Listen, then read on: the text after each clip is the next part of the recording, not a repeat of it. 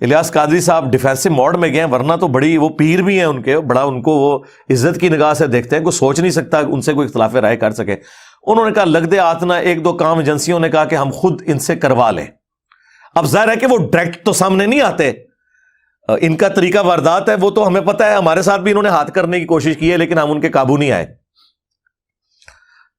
تو یعنی میں اشارتاً بات کر دیتا ہوں، ایک جرنیل جو کہ اب ریٹائرمنٹ لے چکا ہے وقت سے پہلے، آپ کو پتہ ہے اس نے ایکس پرائم منسٹر کے ساتھ بھی گیم کی، ایکس آرمی چیف کے ساتھ بھی گیم کی، اس نے میرے ساتھ بھی گیم ڈالنے کی کوشش کی، لیکن آپ کو پتہ ہے کہ بنو امیہ کی چالیں جہاں ختم ہوتی ہیں وہاں سے ہماری عقل سٹارٹ ہوتی ہے۔ میں ہر معاملات کو دیکھتا ہوں، اس کے بعد ظاہر ہے میں نے اپنے اصولوں پہ کمپرومائز نہیں کرنا ہوتا، اس لیے میں ہتھے نہیں چڑھتا ہوں۔ جو بندے کمپرومائز کرتے ہیں نا وہ پھر ہتھے چڑھ جاتے ہیں۔ خیر ان لوگوں نے ان کو اس طرح پٹو ڈالا کہ آپ کو پتہ ہے کہ عرب ملکوں میں دعوت اسلامی پہ پابندی ہے کیونکہ وہ ہارڈ لائنر ہے بریلویوں کے اعتبار سے۔ سعودی عرب کے اندر یہ گرین پگڑی کے اوپر کو کسی کو دیکھ لیں تو وہ پکڑ کے وہاں پہ شرطیں جو ہیں بٹھا لیتے ہیں، ظاہر ہے وہ پاکستانی اہل حدیث ہیں وہابی، تو وہ تو ان سے نفرت کرتے ہیں۔ اب یہ بڑا اچھا موقع تھا، بیچ میں بندے انوالو ہوئے، یعنی یہ باتیں میں آپ کو جو بتا رہا ہوں جو اندر کے لوگ ہیں جن میں پاکستان لیول کے بریلویوں کے علماء اور مفتی بھی شامل ہیں، انہوں نے مجھے خود یہ باتیں بتائی ہیں اور پھر کچھ قرائن بھی بتا رہے تھے کہ الیاس قادری صاحب کی منتیں لوگ مار بیٹھے کہ بھئی آپ پگڑی کے رنگ کو فکس کیوں کر رہے ہیں، نبی علیہ السلام سے تو مختلف کلرز کی پگڑیاں پہننا ثابت ہے۔ اور آپ کو پتہ ہے جب انہوں نے پگڑی چینج کی سب سے پہلے میں نے مبارکباد دی تھی کہ چلیں اچھا ہوا، اس سے پہلے تو ہم لوگوں کہتے تھے سفید پگڑی یا کالی باندھ ہو، تو وہ تو اسے سفید پگڑی کو دیوبندیوں کی نشانی اور کالی پگڑی کو شیعہ کی نشانی سمجھتے تھے، حالانکہ اس میں تو بخاری مسلم میں احادیث ہیں، میں نے الگ سے اس پہ کئی ویڈیوز ریکارڈ کروا چکا ہوں۔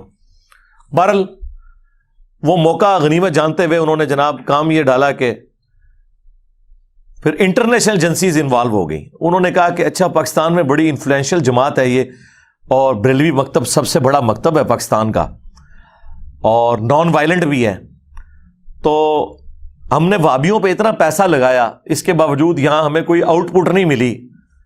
وہ آؤٹ پٹ کیا چاہتے تھے کہ ملوکیت کو پروموٹ کیا جائے، یزید کو رحمت اللہ علیہ کہا جائے اور حسین کو نیچے کیا جائے۔ اس میں نہ ان کی کوئی یزید سے ہمدردی ہوتی ہے، نہ یزید کے باپ کے ساتھ کوئی ہمدردی ہوتی ہے، اور نہ کوئی حسین سے بغض ہوتا ہے، نہ حسین کے باپ کے ساتھ بغض ہوتا ہے۔ اصل میں وہ اپنی لائن سیدھی کر رہے ہوتے ہیں کہ اگر یزید کی ملوکیت جسٹیفائی ہوتی ہے تو عرب ملکوں میں تو آپ کو پتہ ہے نہ ڈیموکریسی ہے نہ خلافت ہے، وہ تو ملوکیت خاندانی ایک ڈائنسٹی لے کے چل رہے ہیں۔ تو انہوں نے کہا چلو بریلویوں پہ پیسہ لگاتے ہیں، لیکن یہ باتیں اب الیاس قادری صاحب کو تو نہیں پتا، وہ تو نیچے کے لوگ استعمال ہو رہے ہوتے ہیں۔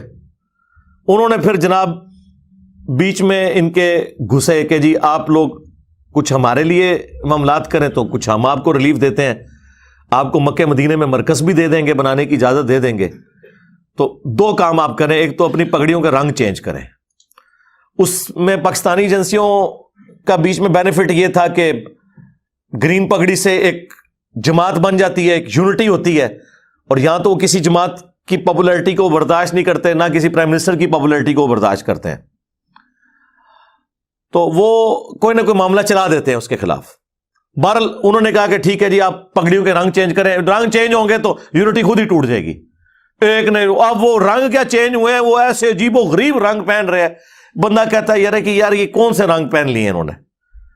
اچھا ایک تو یہ کام کروایا، دوسرا انہوں نے ان سے یہ کہا کہ بھئی آپ کو پتا ہے کہ حضرت امیر معاویہ رضی اللہ تعالیٰ عنہ کے خلاف بڑا پروپیگنڈا ہو رہا ہے یہاں پہ، شیعہ رافضی جو ہے وہ کر رہے ہیں، حالانکہ مسئلہ یہ نہیں تھا، مسئلہ اپنی ملوکیت بچانا تھا، تو آپ جو ہے نا اس کے اوپر تھوڑا سٹانس لیں۔ تو اس میں پھر انہوں نے باپا جانی کو یوز کیا، انہوں نے جناب وہ نعرے لگا دیے بے گناہ بے خطا معاویہ معاویہ۔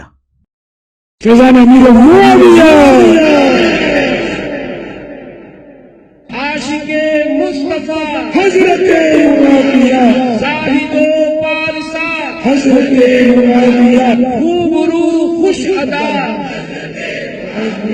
خوش نما خوش لقا حضرت معاویہ، مخلص و باوفا حضرت معاویہ، بے گناہ بے خطا حضرت معاویہ، بے گناہ بے خطا حضرت معاویہ، بے گناہ بے خطا حضرت معاویہ، رہبرو رہبرو इतवार को बड़ी रात है 22वीं शब, इतवार को जुलूस बयाद मुआविया निकलेगा और इंशाअल्लाह मदनी मुज़ाकरा होगा और लंगर मुआविया भी खाएंगे इंशाअल्लाह। फैज़ान अमीर मुआविया। ठीक है, अंदाजा करें अम्मार इब्न यासिर जिन्हें इतने जालमाना तरीके से जंग सिफीन में कत्ल किया गया, उनके लिए किसी बरेलवी ने नारा नहीं लगाया बेगुनाह बेखता अम्मार इब्न यासिर, और उनके कातलीन को बढ़ा चढ़ा के पेश किया। तो अब इसकी वजह से आपको होता है फिर बरेलवियों में दो धड़े बन गए। खैर इस शर में से भी एक खैर निकला है। तो वो दो धड़े बन गए हैं, एक जो है वो अब प्रो बनु उमैया हैं और दूसरे जो है वो प्रो जो है वो आले रसूल हैं, अहलुल बैत हैं अलैहिमुस्सलाम। ये पूरी गेम उस सिनेरियो में हुई है ये।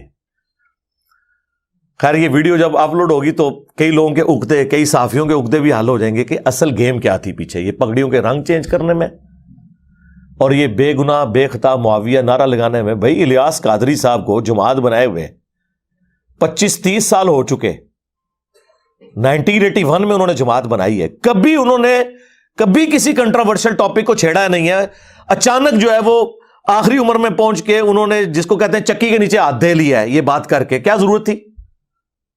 लेकिन फिर वो घबरा गए, जाहिर है फिर आपको पता है रिवेंज जब आया, इनकी कई मस्जिदों में दर्स बंद हो गए, पिंडी मरी केपी साइड पे, तो आपको पता है वो मुफ्ती हनीफ कुरैशी साहब और उनके जो वो शेख हैं हसीनुद्दीन शाह साहब, उनका काफी इन्फ्लुएंस है, उसकी वजह से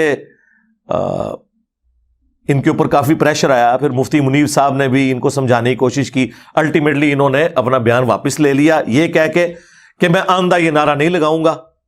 ये नहीं कहा कि उन्होंने गलत नारा लगाया, और उनका मेरा मतलब था कि उनकी खता इज्तिहादी है और चूंकि उस पर अजर मिलेगा, उस कॉन्टेक्स्ट में मैंने कहा था। भाई ये तो नहीं था, आपने कहा था बेगुनाह बेखता मुआविया, ठीक है।